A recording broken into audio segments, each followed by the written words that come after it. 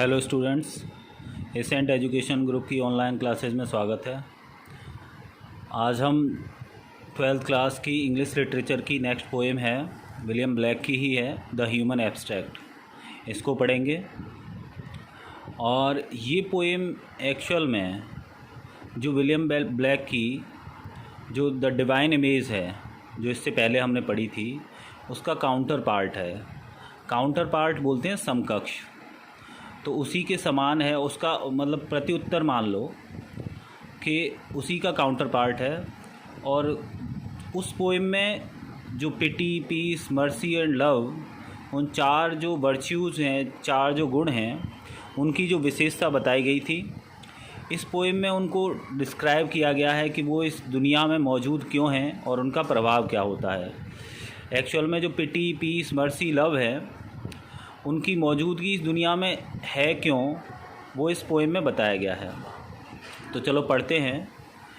Pity would be no more if we did not make somebody poor, and mercy no more could be if all were as happy as we. तो William Blake कहते हैं कि pity would be no more, कि इस दुनिया में जो दया है वो होती ही नहीं। इस दुनिया में दया नहीं होती। If we did not make somebody poor, यदि हम किसी को नहीं बनाते, पुअर माने गरीब। तो जब कोई व्यक्ति गरीब होता है तभी उस पर लोग दया दिखाते हैं। अगर इस दुनिया में ये अमीर गरीब की खाई नहीं होती और इस दुनिया में कोई गरीब ही नहीं होता या समाज किसी को गरीब नहीं बनाता, तो जो दया है वह इस दुनिया में मौजूद ही नहीं होती। तो दया क्यों मौजूद है इस दुनिया में? क्योंकि हम मानव समाज ने ही अपने कुछ लोगों को गरीब बना दिया है और फिर उन पर दया दिखाई जाती है। तो पोइट कहते हैं pity would be no more, दया तो होती भी नहीं, if we did not make somebody poor, यदि हम किसी को नहीं बनाते गरीब। समबडी कोई भी, गरीब नहीं बनाते किसी को भी, तो दया नहीं होती। थर्ड लाइन देखिए, and mercy no more could be, और रहम, क्षमा तो हो ही नहीं सकता था, if all were as happy as we, यदि इस दुनिया में सारे लोग ऐसे ही, ऑल माने सभी, ऐसे ही खुश होते जैसे कि हम हैं, तो आप किस पर रहम दिखाते? रहम, क्षमा ये उन पर दिखाई जाती है जो दुखी हैं, खुश नहीं हैं, तो उन पर रहम दिखाया जाता है। तो कवि कहते हैं कि अगर इस दुनिया में सभी लोग इतने ही खुश होते जितने कि हम हैं, तो इस दुनिया में रहम हो ही नहीं सकता था। ये जो गुण है मर्सी, ये दुनिया में होती ही नहीं, आती ही नहीं। तो पहला पैरा शायद आपको समझ में आया होगा। तो इससे पहले वाली पोएम में पीस, मर्सी, पिटी और लव, इन चारों गुणों को बताया गया था कि ये भगवान का प्रतिरूप होते हैं, ये गुण बहुत अच्छे होते हैं। फिर कवि ने इसी पोएम का काउंटर पार्ट तैयार किया कि ये गुण जो हैं ये इस धरती पर क्यों मौजूद हैं। तो आपको पहले पैरा से समझ में आया होगा, अगर हम किसी को गरीब नहीं बनाते तो दया नहीं होती, अगर सभी व्यक्ति ऐसे ही खुश होते जैसे हम हैं तो मर्सी नहीं होती, रहम नहीं होता।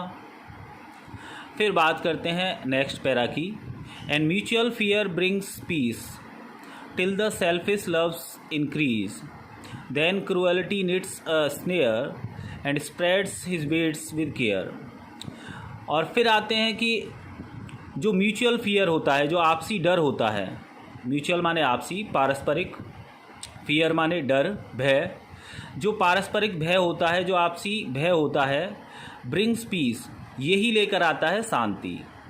तो गाँव में या कोई भी दो व्यक्ति एक दूसरे से लड़ नहीं रहे, झगड़ नहीं रहे, क्योंकि उनके अंदर कुछ म्यूचुअल फियर्स हैं, उनके अंदर कुछ आपसी डर हैं। हो सकता है वो इसलिए नहीं लड़ रहे कि उन्हें पता हो कि अगर मैं किसी दूसरे से लड़ूंगा तो वो भी मेरा नुकसान कर सकता है। तो ये जो आपसी डर हैं, ये आपसी डर से शांति कायम है इस दुनिया में। इस दुनिया में शांति ही इसलिए कायम है, लोग एक दूसरे से इसलिए नहीं डर रहे, वो लड़ रहे कि वो आपस में डरते हैं कि उनको नुकसान होगा। तो जैसे मान लीजिए ए है और एक बी है, तो ए और बी आपस में इसलिए नहीं लड़ रहे क्योंकि ए को लगता है कि अगर वह बी से लड़ेगा तो बी उसको नुकसान पहुंचाएगा, और बी को लगता है कि वह ए से लड़ेगा तो ए उसको नुकसान पहुंचाएगा। तो ये जो आपसी भय हैं, ये आपसी जो डर हैं, इनसे ही शांति कायम है। यही शांति लेकर आते हैं, ब्रिंग माने लाना। इनसे दुनिया में शांति इसलिए कायम है कि लोगों के आपसी डर हैं, आपसी भय हैं, वो एक दूसरे से डरते हैं और इसीलिए शांति कायम है। और ये शांति कब तक कायम रहती है? Till the selfish loves increase. ये तब तक कायम रहती है जब स्वार्थी प्रेम इंक्रीज माने क्या होता है? बढ़ता है। अब यहाँ पर सेल्फिश लव से मान लीजिए कि मेरे स्वयं के स्वार्थ के जो प्रेम हैं वो जब बढ़ जाते हैं, तो एक व्यक्ति दूसरे व्यक्ति से तब तक नहीं लड़ता जब तक उसके आपसी डर होते हैं, और फिर उसके अंदर अपने प्रति, अपने चीज़ों के प्रति लोभ, लालच, मोह आता है, सेल्फिश लव्स आते हैं, स्वार्थ आ जाता है। और इसके कारण अब जैसे ही ये आता है फिर शांति कायम नहीं रह पाती। तो मान लीजिए एक व्यक्ति का कोई खेत है और दूसरे व्यक्ति का उसके बगल में ही खेत है, वो आपस में तब तक नहीं लड़ रहे जब तक उन्हें डर है कि आपसी डर हैं, म्यूचुअल फियर हैं। लेकिन एक व्यक्ति के अंदर कुछ सेल्फिश लव्स आ जाते हैं, स्वार्थ आ जाता है, और वह चाहता है कि जो बगल वाला व्यक्ति है उसके खेत पर थोड़ा बहुत ज़मीन पर कब्जा कर ले। और तब क्या होता है, उसके जो स्वार्थ उसके अंदर जो इंक्रीज हुआ है, बढ़ गया है, उसके कारण वह उस व्यक्ति को क्या करेगा, उस व्यक्ति के अंदर तीसरी लाइन पढ़ते हैं, then cruelty knits a snare. दूसरे व्यक्ति के अंदर फिर क्रूअल्टी आएगी, क्रूरता आएगी, निर्दयता आएगी। वो क्या करेगा, वो बगल वाले खेत के बगल वाला जो खेत है उसकी थोड़ी बहुत जो बाउंड्री है, जो मैंड है, उसको काटने का प्रयास करेगा, उस पर कब्जा करने का प्रयास करेगा, उसकी फसल पर कब्जा करने का प्रयास करेगा, फसल को चोरी करने का प्रयास करेगा। और ये ही सेल्फिश लव्स कहलाते हैं। स्वार्थ आ गया उसके मन में, और अब तक म्यूचुअल फियर थे, तब तक तो शांति कायम थी। जैसे ही स्वार्थ आया तो उसके अंदर निर्दयता आई, और निर्दयता क्या करती है, निट्स अ स्नेयर, उस व्यक्ति के दिल में, निट माने बुनना, स्नेयर माने जाल। तब निर्दयता या क्रूरता उस व्यक्ति के मन में एक जाल बुनती है, और वह कोई ना कोई ऐसा कार्य करवाती है, क्रूरता, जिससे वो व्यक्ति दूसरे व्यक्ति को हानि पहुंचाने की सोचता है, क्योंकि उसके अंदर सेल्फिश लव्स आ चुके हैं। And spreads his baits with care. और जब क्रूरता अपना जाल बुन लेती है तो वो क्या करती है, स्प्रेड माने फैलाती है, बेट माने चारा, केयर माने बड़ी सावधानी से। तो वह चारा फेंकती है, और ये चारा क्या है, ये चारा है वह ज़मीन पर कब्जा करने की भावना। तो उसके अंदर ये भावना आई कि क्यों ना मैं इसकी थोड़ी सी ज़मीन पर या थोड़ी सी फसल पर अपना कब्जा कर लूँ या चुरा लूँ, तो क्या करूँगा, इससे मैं थोड़ा अमीर हो जाऊँगा। तो ये उसके अंदर निर्दयता आ गई। निर्दयता ने ऐसा जाल बुना उसके अंदर, और बड़ी सावधानी से चारा फैलाती है वह। उस व्यक्ति को पता भी नहीं चलता कि कब उसके मन में ये स्वार्थ आया और कब उसने यह कदम उठाने की सोची।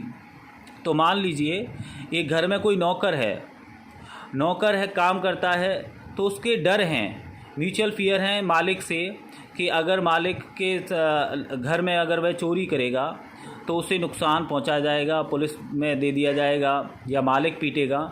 तब तक तो शांति कायम रहती है। फिर उसके अंदर सेल्फिश लव्स इंक्रीज होते हैं नौकर के अंदर। मैं केवल एग्जांपल दे रहा हूँ। तो उसके अंदर स्वार्थी जो प्रेम है, अपने लिए जो प्रेम है कि मैं अमीर हो जाऊं, मैं इनके गहने जेवरात चुरा लूं, ठीक है, तो ये सेल्फिश लव्स क्या होंगे, इंक्रीज होंगे। वह भी चाहता है कि वह मालिक की तरह अमीर बन जाए, लेकिन वह इसके लिए क्या करता है, जैसे ही आए उसके अंदर निर्दयता जाल बुनती है, और जाल बुनकर वह अपने चारे को बड़ी सावधानी से, केयर के साथ फैलाती है। उस नौकर को पता ही नहीं चला कि उसके मन में कब ये निर्दयता, क्रूरता आ गई और कब उसने गलत कार्य करने के लिए सोच लिया। तो ऐसे एक व्यक्ति गलत कार्य करने के लिए अग्रसर होता है।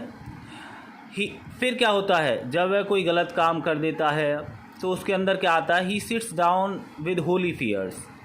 फिर वह होली फियर्स बोलते हैं भगवान के प्रति डर, ईश्वर के प्रति डर, फिर वह बैठ जाता है। होली फियर्स माने भगवान के प्रति डर के कारण, भय के कारण। उस व्यक्ति को पता चल जाता है कि मैंने कोई गलत काम किया है और भगवान मुझे क्षमा नहीं करेगा। मैंने एक की गाय चुराई है, मैंने किसी का धन चुराया है, मैंने किसी की हत्या की है, और इस कारण उसे पता लगता है, उसके अंदर आते हैं होली फियर्स, ईश्वर के प्रति डर, परमपिता परमेश्वर के प्रति डर, और वह चुपचाप बैठ जाता है। उसको अंदर ही अंदर पता होता है, उसकी आत्मा उसे कचोटती है कि तुमने बहुत गलत किया है, और इस कारण वह बैठ जाता है भगवान के प्रति डर के कारण कि उसे उसके कर्मों की सज़ा भगवान ज़रूर देगा। And waters the ground with tears, और फिर उसे रिग्रेट होता है, पछतावा होता है कि उसने जो गलत काम किया है उसका भगवान उसके लिए क्या करेगा, सज़ा देगा। फिर वह क्या करता है, वाटर्स माने पानी देना, वह ज़मीन को भिगो देता है। किसके साथ, टीयर्स माने आंसुओं के साथ। वह रोने लगता है, दुखी होने लगता है, क्योंकि उसे पता है उसने कुछ गलत किया है, और इस कारण वह चुपचाप बैठ जाता है ईश्वर के प्रति जो डर है उसके कारण। और फिर वह रिग्रेट करने लगता है, पछतावा करने लगता है। ये रोना ऐसा नहीं है कि वह बाहर से रोए, अंदर ही अंदर वह व्यक्ति रोता है, दुख महसूस करता है। और वह क्या करता है, यहाँ पर एक इमेजिनेशन किया है कि वो इतना रोता है कि ज़मीन को भी भिगो देता है। उसके अंदर इतना डर आ चुका है कि उसने जो गलत काम किए हैं वो बहुत ही ज़्यादा अत्याचारी किस्म के कार्य थे, जो नहीं करने चाहिए थे। अब उसके अंदर जो पछतावा आया है, इस कारण वह क्या करता है, अपने आंसुओं से ग्राउंड जो ज़मीन होती है उसको पानी देता है या भिगो देता है पानी अपने आंसुओं से। Then humility takes its root underneath his foot. फिर क्या करती है, जैसे ही उसके अंदर ये रिप्रोच की भावना आई, पश्चाताप की भावना आई, पछतावे की भावना आई, फिर आती है ह्यूमिलिटी, फिर आती है विनम्रता, विनयशीलता। फिर वह विनम्र हो जाता है, विनयशील हो जाता है। फिर उसके दिल में जो विनम्रता है टेक्स इट्स रूट, यह अपनी जड़ें जमाने लगती है। वह व्यक्ति सुधरने लगता है। आपने देखा होगा, व्यक्ति जब अपनी अधेड़ अवस्था में पहुंचने लगता है तो उसे अपने कर्मों का सब लेखा जोखा उसे पता होता है। फिर वह अध्यात्म की ओर मुड़ता जाता है, वह ईश्वर की ओर मुड़ता जाता है, और अपने जो जीवन में उसने गलत कर्म किए उनके लिए उसे क्षमा मांगता रहता है। वह मंदिर जाना स्टार्ट कर देता है, वह आध्यात्मिक स्थानों पर जाना प्रारंभ कर देता है। तो उसके अंदर ये विनम्रता आ जाती है। विनम्रता उसके अंदर ये गहरी जड़ें जमा लेती है। रूट माने जड़ें, अंडरनीथ हिज फुट, उसके पैरों के नीचे। यानी अब वह क्या करता है, अब उसके अंदर यह विनम्रता उसके पैरों के नीचे जड़ें जमा चुकी है। वह सिर से लेकर पांव तक विनम्र हो जाता है, क्योंकि उसके अंदर ये विनम्रता ने गहरी जड़ें जमा ली हैं। उसको पता चल चुका है कि उसका जीवन जीने का जो तरीका था वो गलत था, उसने बहुत गलत कर्म किए हैं। तो उसके अंदर फिर आती है विनम्रता। Soon spreads the dismal shade of mystery over his head. और ये विनम्रता क्या करती है, जल्दी ही स्प्रेड्स माने फैलाती है, फैल जाती है। द डिस्मल शेड, दुखदायक, डिस्मल बोलते हैं दुखदायक, कष्टदायक, शेड माने छाया। जल्दी ही एक दुखदायक या कष्टदायक छाया फैल जाती है। ऑफ मिस्ट्री माने रहस्य की, राज की, ओवर हिज हेड, उसके सिर पर। तो उसके मस्तिष्क में कुछ राज चलते हैं, कुछ रहस्य हैं। क्या वह जो जीवन अब जो जी रहा है वह सही है, क्या उसने जो कर्म किए वो सही थे या गलत थे। जल्दी यह कष्टदायक जो छाया है वो फैल जाती है। स्प्रेड्स माने फैल जाना। किसकी कष्टदायक छाया है, मिस्ट्री की, राज की, रहस्य की। कुछ उसके लिए अनसुलझी बातें हैं जो वो सुलझा नहीं पा रहा है इस दुनिया में, ये उसके सिर में विराजमान हो जाती है। छाया उसके सिर पर छा जाती है, उसे पता ही नहीं चलता कि क्या कार्य सही है और कौन सा गलत है। And the caterpillar and fly feed on the mystery. और इसी कारण जो राज होते हैं, जो रहस्य होते हैं, जो अनसुलझी बातें होती हैं, इन पर ही भोजन किया जाता है। किसके द्वारा, कैटरपिलर और फ्लाई। अब यहाँ पर जो कैटरपिलर है, जो मधुमक्खी, वो जो तितली होती है, उससे पहले बनने की अवस्था, टिड्डी बोलते हैं, क्या बोलते हैं उसको। तो कैटरपिलर और फ्लाई, यहाँ पर इनका कुछ भावार्थ है कि जब वह दुनिया में उसके एक व्यक्ति के मन में, मस्तिष्क में जब अनसुलझी बातों का जो गहरा जाल है, जो छाया है दुखदायक, वह जब छा जाती है उसके मस्तिष्क में, तो दो चीज़ें उससे भोजन करती हैं, यानी दो चीज़ें उस इंसान को खाने लगती हैं। यहाँ पर कैटरपिलर एंड फ्लाई का मतलब है एक तो गवर्नमेंट और एक रिलीजियस जो भी व्यक्ति होते हैं, साधु संत महात्मा, वो उसको खाने लगते हैं, वो उसका फ़ायदा उठाते हैं। वो देखते हैं कि एक व्यक्ति के मन में, मस्तिष्क में कुछ राज हैं, कुछ रहस्य हैं, और वो उनको सुलझाने के लिए उनके पास जाता है।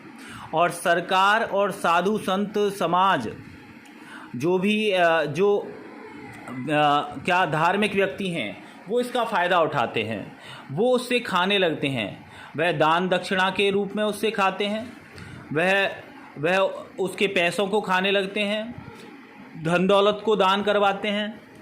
वो उससे कहते हैं कि तुमने जो कर्म किया है उसके लिए यही पश्चाताप हो सकता है। तो ये गवर्नमेंट और ये जो साधु संत हैं, इनके लिए आया है कैटरपिलर एंड फ्लाई। जैसे ही एक व्यक्ति के मन में राज रहस्य मस्तिष्क में घर कर जाते हैं, तो ये सरकार और साधु संत धार्मिक व्यक्ति उसको खाने लगते हैं। फीड माने भोजन कराना। इसी राज के कारण, जो उसके मन में अनसुलझी बातें हैं, दिमाग में जो राज हैं, उन पर ही ये दोनों भोजन करते हैं, और उनके कारण ही ये इनको दान देता है, ठीक है, इनको अपने धन को देता है, और वो सोचता है कि शायद ये जो कह रहे हैं इससे मेरे कर्मों का जो पश्चाताप हो सकता है वो पूरा हो सकता है, और इन दोनों के लिए आराम से भोजन मिल जाता है। And it bears the fruit of deceit. जब वह क्या करता है, जब वह सरकार और धार्मिक व्यक्तियों की सेवा करने लग जाता है, साधु संतों की शरण में चला जाता है, तो फिर क्या करता है, it bears the fruit of deceit. फिर उसे एक फल प्राप्त होता है, डिसीट माने धोखे का। फिर उसे धोखा मिलता है। उसे अंत में पता चल जाता है कि ये दोनों जो धार्मिक व्यक्ति हैं और सरकार है, ये केवल उसको धोखा दे रहे हैं। अंत में उसके लिए एक क्या उत्पन्न होता है, बियर माने क्या उत्पन्न होता है, केवल धोखे का फल उत्पन्न होता है। बियर्स माने उत्पन्न होना, पैदा होना। केवल उसके लिए धोखे का फल उत्पन्न होता है। तो साधु संतों की शरण में गया अपने कर्मों की पश्चाताप करवाने, उन्होंने उसको खूब तरीके बताए, और अंत में पता चल जाता है उसको कि ये केवल धोखा दे रहे हैं, उसके धन को खा रहे हैं। जैसे कई सारे भक्त थे किसी साधु संत के, और अंत में वो साधु ही खराब निकला, उसका चरित्र ही खराब निकला। तो उसको पता चल जाता है कि ये जो साधु संत हैं ये भी केवल उसको धोखा दे रहे थे, उसको धोखा मिलता है, उसको सही बातें नहीं मिलती।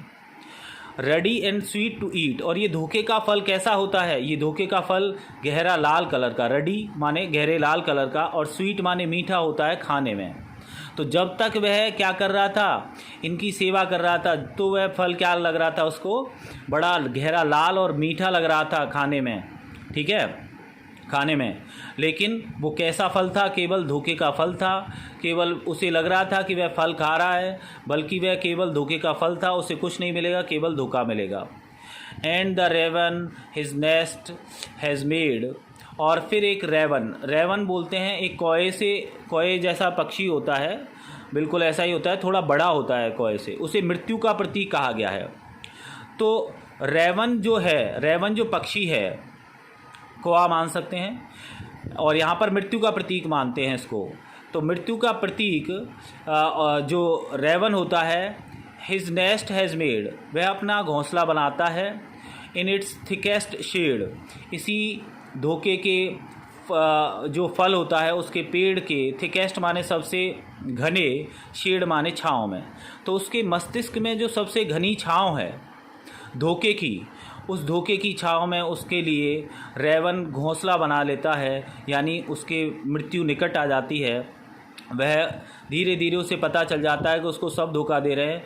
तो उसके जो मस्तिष्क की जो गहरी जो अंधकार है, जो छाया है, उसके अंदर क्या करता है, मृत्यु का वास होने लगता है। वह मानसिक रूप से परेशान हो जाता है, और वह केवल जिंदा है, सांस ले रहा है, लेकिन वह अंदर से मर चुका है। उसे अब बिल्कुल भी पता नहीं कि क्या करना चाहिए और क्या नहीं करना चाहिए। तो अब उसकी मृत्यु निकट आ जाती है और वह मर जाता है। ये व्यक्ति की जीवन हो गया। The gods of the earth and sea. तो अब यहाँ पर इस जो पोएम है इसका जिस्ट आ रहा है, सार आ रहा है कि इस पृथ्वी के और इस समुद्र के जो पूरे भगवान हैं, sought through nature to find this tree, वो तलाश करते हैं, थ्रू आया है, नेचर माने प्रकृति में, टू फाइंड दिस ट्री, इस बुराई के पेड़ को ढूंढने की कोशिश करते हैं। धरती के और समुद्र के देवता क्या करते हैं, शॉर्ट सी की थर्ड फॉर्म, तलाश करते हैं प्रकृति में, इस बुराई के पेड़ को तलाश करते हैं कि आखिरकार ये बुराई का पेड़ है कहाँ और ये मानव इस प्रकार बुराई में क्यों पड़ जाते हैं। But their search was all in vain. लेकिन पता है उन देवताओं की खोज भी व्यर्थ में गई। वेन माने व्यर्थ में, निरर्थक गई। These grows one in the human brain. क्योंकि कवि कहता है कि ये बुराई का पेड़ तो ग्रोज माने बढ़ता है, पैदा होता है, कहाँ पर, ह्यूमन ब्रेन, मानव के मस्तिष्क में ये बुराई का पेड़ होता है। ये कहीं भी प्रकृति में नहीं पाया जाता। समुद्र के या पृथ्वी के देवता चाहे इसे कितना भी तलाश करें, ये केवल इंसानों के जो मस्तिष्क होता है वहाँ पर ये बुराई का पेड़ पाया जाता है। ये पोएम थोड़ी सी फ़िलोसॉफ़िकल है। आशा है आपको थोड़ी बहुत समझ में आई हो। अगर ये चीज़ ये पोएम अगर आपको नहीं भी आई होगी तो एक बार क्लास में हम समझेंगे। एग्जाम्पल से ये अच्छी समझ में आती है, लेकिन फिर ये ज़्यादा बड़ी हो जाती।